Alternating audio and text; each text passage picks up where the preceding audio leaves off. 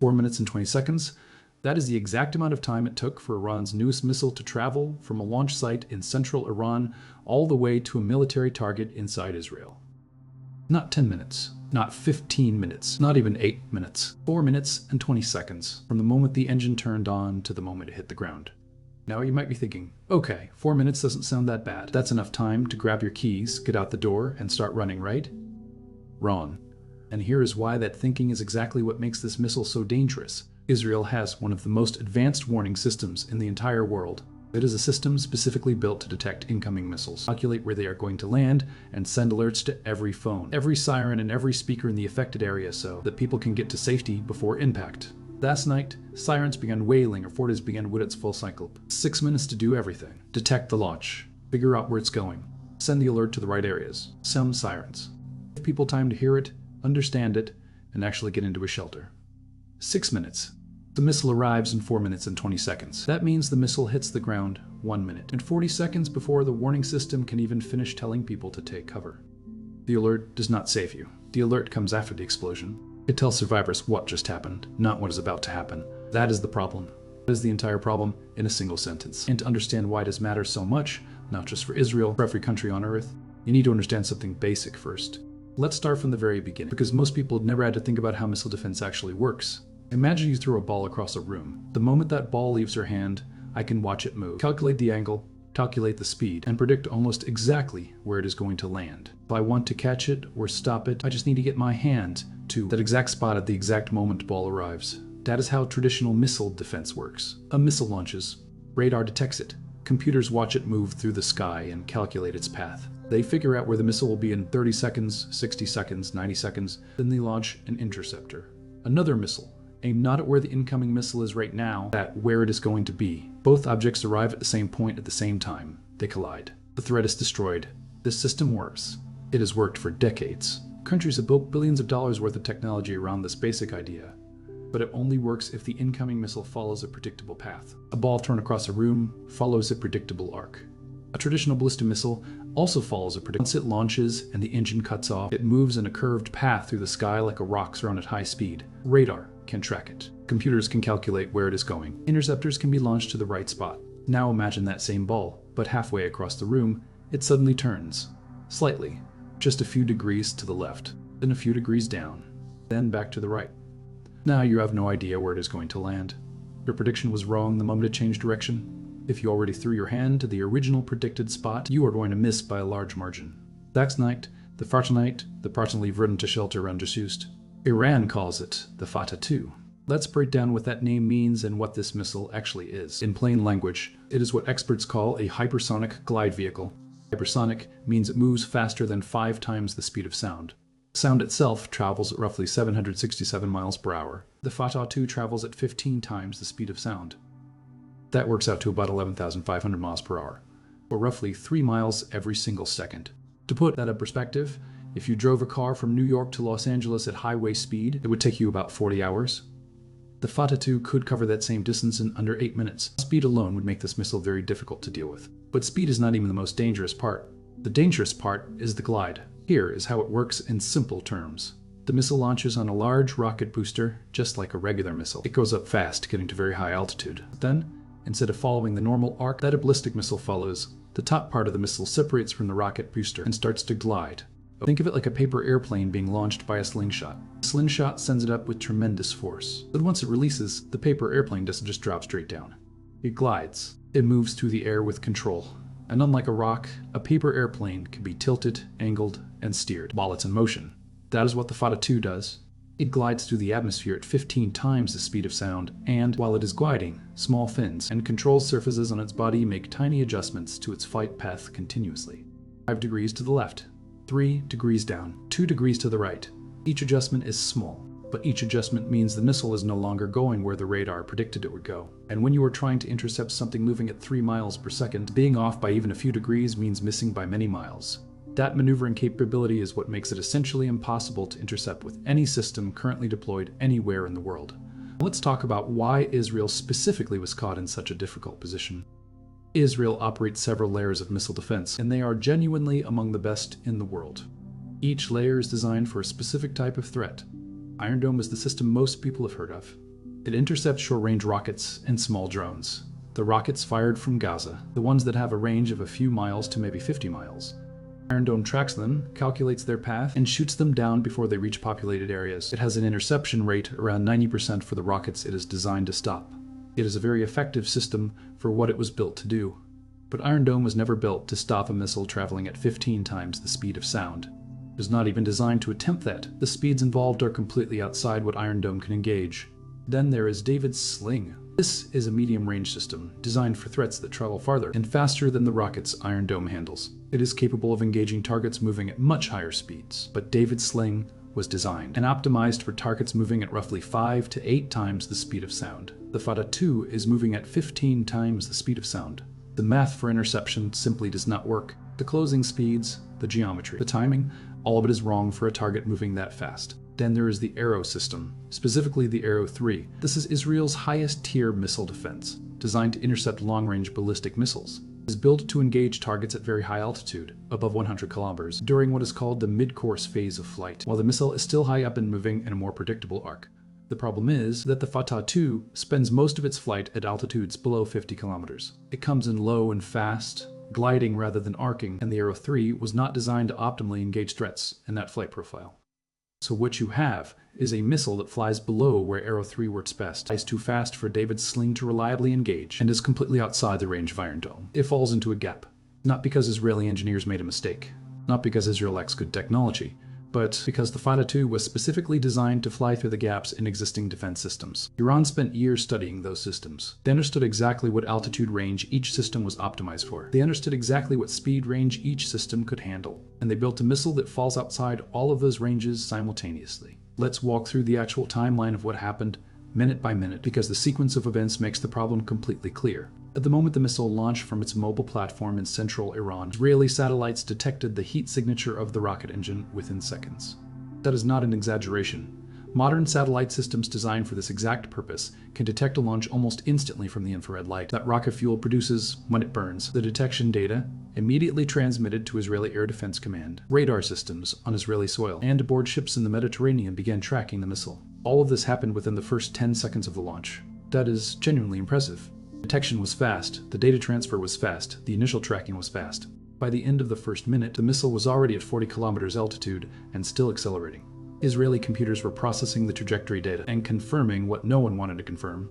It was heading toward Israeli airspace, not toward the open ocean, not toward an uninhabited area, toward Israel. Decision protocols activated immediately. Arrow 3 batteries went to ready status. The window to attempt an intercept was already starting to close. At the 2-minute mark, the missile reached its peak altitude and separated from its booster. The glide vehicle was now on its own, descending at 15 times the speed of sound. This is the moment the interceptors launched. 2 Arrow 3 missiles fired from separate batteries, aimed at the calculated intercept point based on the Fattah-2's projected flight path. Flight time for the interceptors to reach the intercept zone was about 90 seconds. Fattah-2 would be in Israeli airspace in roughly 120 seconds.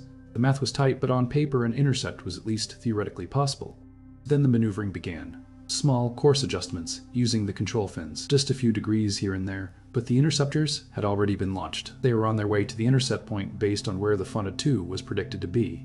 Fattah-2 was no longer going to be there. Radar tracked the adjustments in real time. Computers recalculated. Everyone watching the screens understood what was happening. The interceptors were going to miss. There was no time to launch additional interceptors. The missile was less than a minute from impact. At the 4-minute mark, with the Fattah-2 at 15 kilometers altitude, still descending at full speed, Homefront Command activated sirens in the projected impact zone. 20 seconds later, the missile hit. The people who heard that siren and started moving towards shelter, they were still moving when the explosion happened. They needed 90 seconds to reach safety. They had 20. That is the story of what happened. Not because of any failure of technology or training or dedication, but because the missile moved through the entire engagement process faster than the process was designed to handle. Here is what most people do not understand about how civilians survive missile attacks in Israel. It is not that the defensive systems catch every single missile. They do not. It is that the combination of warning time and defense success rates together creates an environment where people can live relatively normal lives. If the siren's on and you have 60 seconds, you can reach shelter. If the system intercepts 70% of incoming rockets, statistical risk in any individual attack is manageable. Both pieces of that equation, the warning time and the interception rate, work together to make life under missile threat survivable. The Fattah-2 removes both pieces at once. Warning time effectively goes to zero because the impact happens before the full warning cycle completes. and interception rate drops to near zero because no deployed system can reliably engage a Mach 15 maneuvering target. When both of those things happen simultaneously, the entire framework of surviving under missile threat collapses. Think about what that actually means for daily life. Every Israeli civilian, every single day, makes a calculation, often unconsciously, about the risk of going to work, sending children to school, walking to the market. That calculation is only comfortable because people trust that if something comes, there will be a warning and a reasonable chance of interception. Remove that trust, and the calculation changes completely. You cannot build a functioning society where people understand that they could be killed with no warning and no defense. Not theoretically. Actually, in reality, right now. Statements that came after the strike were careful. They mentioned the military facility that was struck. They mentioned that Israeli forces were monitoring the situation. They did not mention that the alert system failed to warn anyone in time. They did not mention that the interceptors missed. They did not mention what would have happened if Iran had aimed at a residential neighborhood instead of a military compound. But every person in Israel's defense community knows those facts, and they are all asking the same question. What do we do the next time a Fattah-2 launches? The military problem goes even deeper than the civilian warning issue. Israel's military doctrine for responding to Iranian missile attacks is built around a specific idea. If Iran launches missiles at Israel, Israel's aircraft are already in the air heading toward Iranian targets before the Iranian missiles even land. The thinking is straightforward. Iran launches missiles. Israeli radar detects the launch. Israeli commanders analyze the threat and authorize a retaliatory strike. Aircraft take off and begin flying toward Iran. By the time the Iranian missiles hit their targets in Israel, the Israeli retaliation is already underway. This creates deterrence. Iran knows that launching missiles means Israeli retaliation is already coming before the damage is even done. The cost of attack is immediate and certain. The deterrence depends on warning time. Specifically, it depends on enough warning time for Israeli commanders to receive confirmation, analyze the threat, get authorization to respond, and get aircraft off the ground on their way. With a traditional Iranian ballistic missile, warning time was 10 to 15 minutes. That was enough for the response cycle to function. 4 minutes and 20 seconds is not enough. By the time Israeli commanders receive confirmation of a Fattah-2 launch, analyze what they are seeing, determine if it is real, get someone with authority to authorize a response, and scramble aircraft, the missile has already hit its target. The retaliation happens after the damage is done, not simultaneously with it.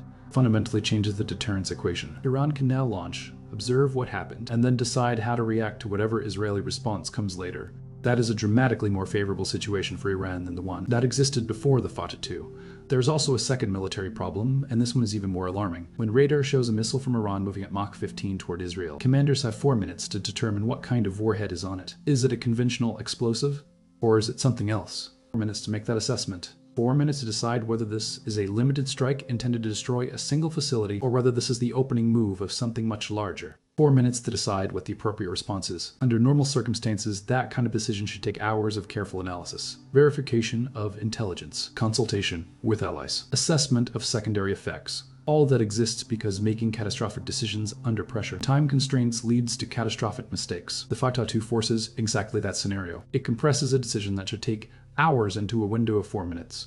And in that 4 minutes with incomplete information and maximum pressure, the risk of catastrophic miscalculation is enormously higher than it would otherwise be. Iran did not develop this missile in secret. The Fattah-1, the earlier version, was publicly unveiled the year before, with a range of about 1,400 kilometers and a speed of 13 times the speed of sound. Fattah-2 AM, the improved version. Same range, higher speed, better maneuverability, and crucially a redesigned warhead section that changes direction multiple times during the final descent toward its target. That last improvement, the maneuvering in the final seconds of flight, is specifically what closes the last theoretical window for interception. Even if a defensive system could somehow get an interceptor close to the right area in time, the Fattah-2 is changing its flight path during those final seconds. The place it was going a moment ago is no longer the place it is actually going. The development of this missile did not happen overnight. It required years of engineering work, testing, and iteration. It required significant resources and expertise. It required specifically studying what defensive systems existed and designing around them. When a country invests that level of resources into developing a weapon, it is not developing it as a demonstration project or a symbol. It is developing it because it intends to use it and because it assessed that the weapon would achieve objectives that other weapons could not. The fact that the Fattah-2 was used in a real strike against a real target represents a clear signal about Iran's assessment of its own military capabilities and its willingness to deploy them. There is one more dimension of this that goes beyond the Iran-Israel conflict specifically. The technology behind the Fattah-2 is not unique to Iran. China has been developing hypersonic missiles with capabilities at least comparable, and in some respects exceeding those of the Fattah-2. Russia has already deployed hypersonic glide vehicles and has used them in conflict. South Korea has been testing hypersonic missiles and has publicly claimed successful tests. The assumptions that missile defense systems around the world were built on are the same assumptions that just failed in Israel. Warning time exists. Interception is possible. Civilian populations can shelter before impact. Those assumptions were built into systems across the United States, across Europe, across Taiwan, and South Korea and Japan. They were built into military doctrines, civilian emergency planning, and the broader strategic thinking of every country relies on missile defense as part of its security. The Fattah-2 strike against Israel is the first real-world demonstration, in an actual conflict, that all of those assumptions can fail simultaneously when facing a sufficiently advanced hypersonic weapon. That is not a theoretical concern anymore. It happened. The alert came after the explosion, and no country has a defensive system currently deployed that can reliably stop a Mach 15 maneuvering target. Research is ongoing. New approaches are being explored, but the gap between what exists right now and what would be needed to reliably intercept this category of weapon is significant. 4 minutes and 20 seconds. The distance from central Iran to central Israel is approximately 990 miles. At 3 miles per second, 990 miles takes 4 minutes and 20 seconds. That number does not change. The speed of the missile does not change based on how prepared the target is. It does not slow down because the warning system needs more time. It does not give you 60 extra seconds because the population needs to get to shelter. The missile is indifferent to all of that. It simply moves at the speed it moves. The gap between 4 minutes and 20 seconds and 6 minutes is 1 minute and 40 seconds. 1 minute and 40 seconds is the difference between a warning system that works and a warning system. That tells survivors what happened to the people who did not survive. That gap is the entire problem. And right now, there is no solution deployed anywhere in the world. That closes it. The Fattah-2 does not just hit its target, it hits the entire framework of assumptions that people have been depending on for decades to make life under the threat of missiles feel survivable. The alert sounds after the explosion.